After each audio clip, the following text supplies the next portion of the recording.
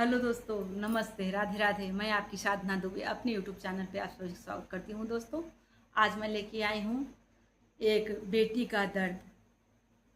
बेटी को उस बेटी को माँ नहीं है, ख़त्म हो गई हैं, उसी पे अकीद है। दोस्तों, सावन आया है तो बेटी गुजारिश कर रही है कि कौन मुझे बुलाएगा।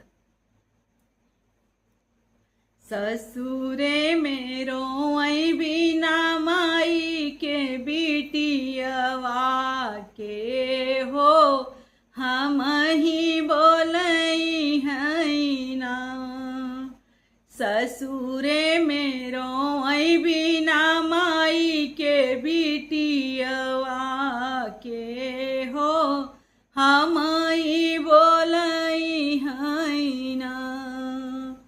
बाबा त हमरे ओही दिन बिसरी गए, बाबा त हमरे ओही दिन बिसरी गए, जेही दिन आई मैं भामहतरियाना। ससुरे में रोई बिना माई के बिटियवा के हो, हम ही बोलई है ना। ससुरे में रोई बिना माई के बिटियवा के हो, हम ही बोलई है ना। चाचा तो हमरे ओही दिन बिसरी गए, चाचा तो हमरे ओही दिन बिसरी गए, जेही दिन चाची भैली अलगवाना। चाचा तो हमरे ओही दिन बिसरी गए, जेही दिन चाची भैली अलगवाना। ससुरे में रोई बिना माई क बिटियवा के हो, हम ही बोलई है ना। ससुरे में रोई बिना माई के बिटियवा के हो, हम ही बोलई है ना। भैया त हमरे ओही दिन बिसरी गए, भैया त हमरे ओही दिन बिसरी गए, जेही दिन भौजी उतरी गवनवाना।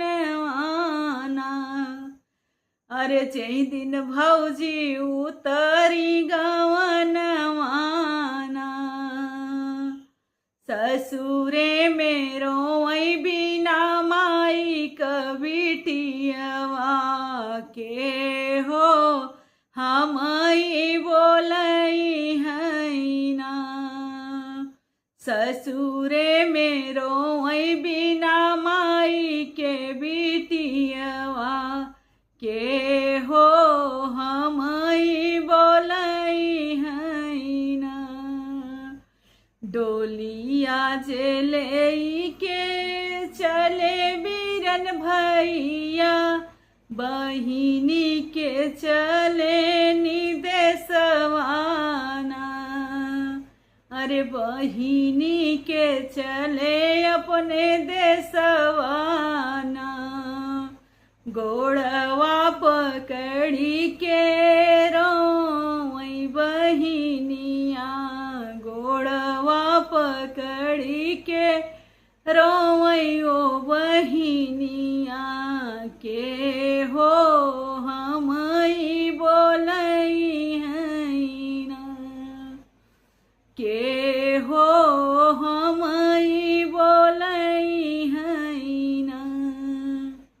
इतना सुनत उनकर भैया दुखित भय, इतना सुनत उनकर भैया दुखित भय, बहिनी के लिए समझाई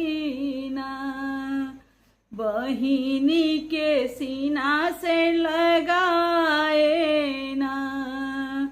अब है त बहिनी बाटे तोहरो बीरनवा, काहे तुहू भइलू अधीर ना। अब है त जियत बाटे तोहरा बीरनवा, काहे तुहू मोरी बहिनी झांकियू ना। डरिया फनाई बहिनी तोहके ले चलबई, डरिया फनाई बहिनी तोहके ले चलबई। आदर करिहई भौजाई ना, ससुरे में रोई बिना माई के बिटियवा, के हो हम ही बोलई हैं ना। के मोरी मैया हमर अचरा ओढ़ई हैं, के हमके देई हैं अकवरिया ना।